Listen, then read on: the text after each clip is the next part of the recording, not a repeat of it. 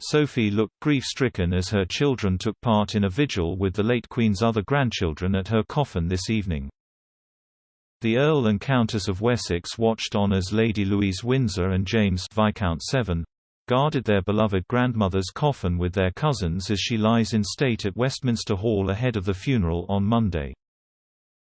Sophie appeared tearful as Louise and James joined Prince William, Prince Harry, Princess Beatrice, Princess Eugenie, Zara Tindall and Peter Phillips for the solemn occasion on Saturday. The Prince of Wales was at the head of the coffin flanked by his cousins Zara and Peter.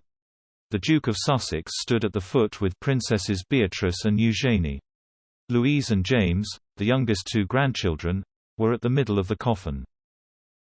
They had their heads bowed as members of the public filed past them during the vigil at 6 p.m., which lasted until 6:15 p.m. Harry and William were in military uniform, while the other grandchildren wore black. The Prince of Wales, who is now heir to the throne, led his brother and cousins into Westminster Hall. Mourners walked past as the younger generation of the royal family stood in silence, united in grief for their grandmother. Earlier on Saturday, Sophie joined Prince Edward for a walkabout outside Buckingham Palace.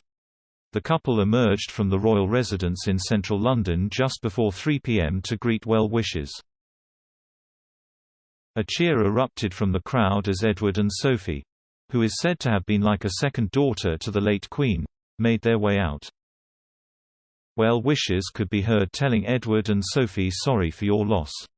The Earl told those in the crowd, "I know that my mother would really appreciate this fantastic support."